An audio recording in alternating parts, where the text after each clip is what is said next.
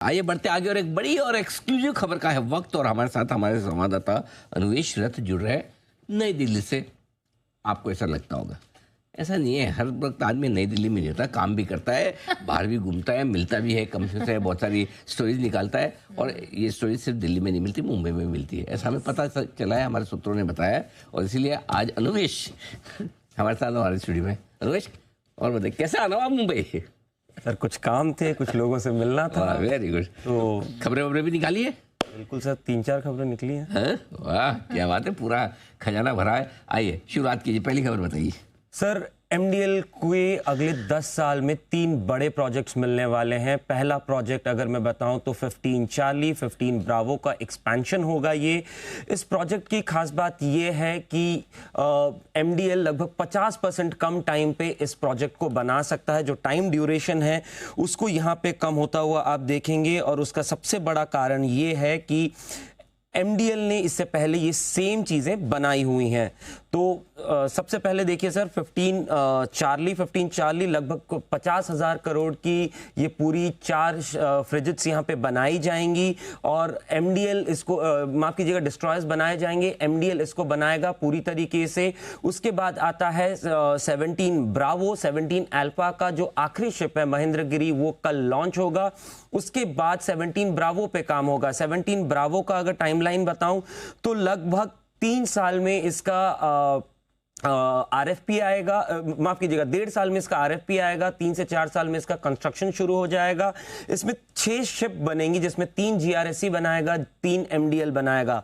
उसके बाद सबसे बड़ा प्रोजेक्ट और इंडिया का नेक्स्ट जनरेशन डिस्ट्रॉयर जिसको कहा जाता है 18 अल्फा, सबसे बड़ा प्रोजेक्ट होगा। लगभग अभी की जो शिप्स होती हैं वो 7,500 7,000 टन की होती हैं, उसमें ब्रह्मोस के साथ लैस होता है। लेकिन ये जो बनाया जाएगा ये 14,000 टन का ये शिप होगा। मान लीजिए जो अभी डिस्ट्रॉयर्स बनाए जाते हैं उसके दुगने बड़े साइज के होंगे और ये कॉम्पिटिटिव होंगे। चाइना और बाकी देश के जो जहाज होते हैं उनके साइज के बनाए जाएंगे। इसकी कुल कीमत बताई जाए तो सर अभी बता पाना बहुत मुश्किल होगा, लेकिन ये बता सकता हूं कि इसका जो टाइमलाइन है लगभग 8 साल का इसका टाइमलाइन लगेगा। वहीं पे सबसे पहला प्रोजेक्ट जो मैंने बोला था 15 चार्ली, ये सबसे पहले आने की यहां पे आशंका बताई जा रही है। लगभग 1 साल के अंदर इसका आरएफपी आएगा और 1.5 से 2 साल के अंदर इसका इस पे काम करना शुरू हो जाएगा। इसमें 1.5 से 2 साल का टाइम इसीलिए लगता है क्योंकि एमडीएल जो है वो एक इंटीग्रेटर है, तो उसका जो गैस टर्बाइन होती है, जो दूसरी चीजें होती हैं, रेडार्स होती हैं, उसको यहाँ पे इंटीग्रेट ऑर्डर प्लेस करना पड़ता है जिसमें ये टाइम लगेगा।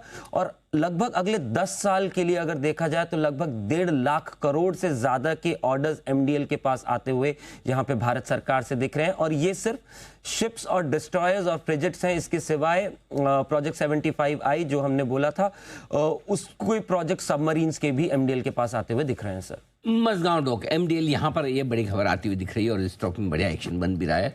डिफेंस शेयर में फिर से तेजी बनती दिख रही है एक एक करके और ये खबर काफ़ी अच्छी भी है। एक बार जरा सेठी साहब से राय ली जाए इस पर। सेठी साहब, मझगांव डॉक ये हमारे रिकमेंडेशन लिस्ट में रहा आईपीओ के ज़माने से और मुझे याद भी है कि तब मैं दीप हुआ करते थे, मेरे साथ उनका हाफ डे की छुट्टी का भी ऑफर दिया था। अब उन्होंने ली नहीं ली मुझे याद नहीं। देखो मैं छुट्टी कोई लेता तो मतलब मैं देने की बोल देता हूँ, नहीं लेता तो याद नहीं रखता, ली होती तो याद रह जाती, तो इसका मतलब नहीं ली होगी उससे। लेकिन आइए बढ़िया एक्शन हुआ है मझगांव डॉक में और ओ माय गॉड 13 गुना हो गया। यस, 1200% का रिटर्न है, क्या बात है, वंडरफुल। बताइए सर क्या है आपकी राय? नहीं, बिल्कुल बुलिश हूँ इस स्टॉक पे, पूरे सेक्टर पे बुलिश हूँ। कई बार इस सेक्टर के बाकी स्टॉक्स भी जैसे गार्डन रीच शिप बिल्डर्स तो पर्टिकुलरली ज्यादा पसंद है, बाकी मझगांव डॉक, कोचिन शिपयार्ड, तीनों पे ही बुलिश हूँ। और जिस तरह से एक सरकार का भी फोकस है शिप बिल्डिंग पे, भारत को भी एक शिप बिल्डिंग का हब बनाया जा रहा है, प्लस शिप का जो रिसाइकलिंग है उसमें आज भारत नंबर 1 पे है।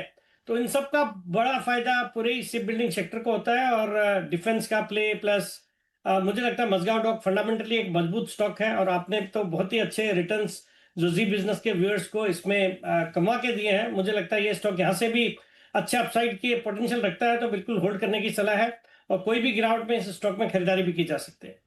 चलिए, तो मझगांव डॉक पे ये राय बनती हुई बहुत ही बेहतरीन स्ट्रेंथ दिख रही है और जैसे अनुवेश ने भी बताया बहुत बेहतरीन प्रोस्पेक्ट्स इस कंपनी के भी नजर आ रहे हैं।